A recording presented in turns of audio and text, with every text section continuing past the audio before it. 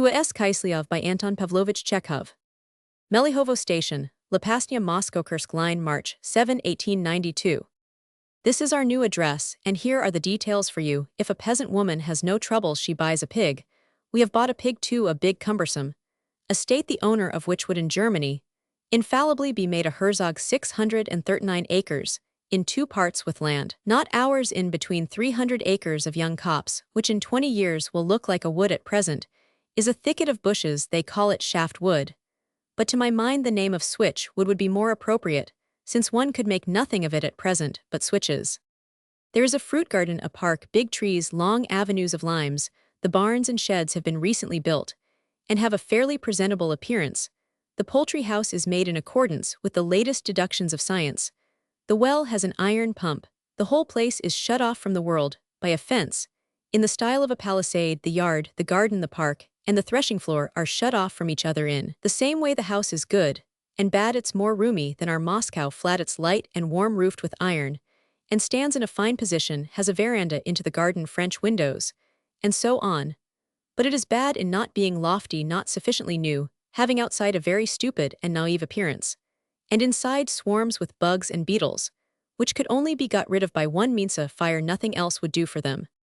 There are flower beds in the garden. 15 paces from the house is a pond 35 yards long and 35 feet wide, with carp and tench in it, so that you can catch fish from the window beyond the yard. There is another pond which I have not yet seen in the other part of the estate. There is a river, probably a nasty one, 2 miles away. There is a broad river full of fish. We shall sow oats and clover. We have bought clover seed at 10 rubles a pood, but we have no money left for oats. The estate has been bought for 13,000.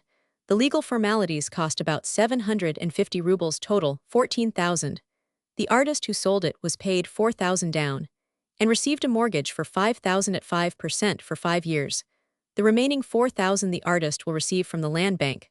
When in the spring I mortgage the estate to a bank, you see what arrangement. In 2 or 3 years, I shall have 5,000, and shall pay off the mortgage, and shall be left with only the 4,000 debt to the bank.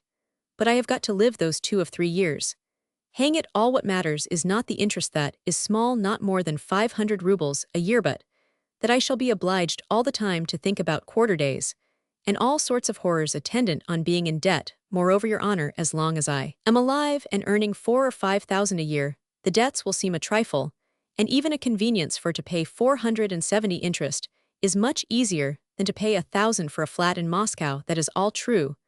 But what if I depart from you sinners to another world, that is give up the ghost?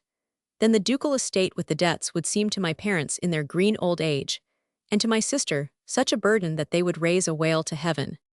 I was completely cleaned out over the move. Ah, if you could come and see us in the first place, it would be very delightful and interesting to see you, and in the second, your advice would save us from 1,000 idiocies. You know, we don't understand a thing about it, like Rasplov. All I know about agriculture is that the earth is black, and nothing more. Right? How is it best to sow clover among the rye, or among the spring wheat?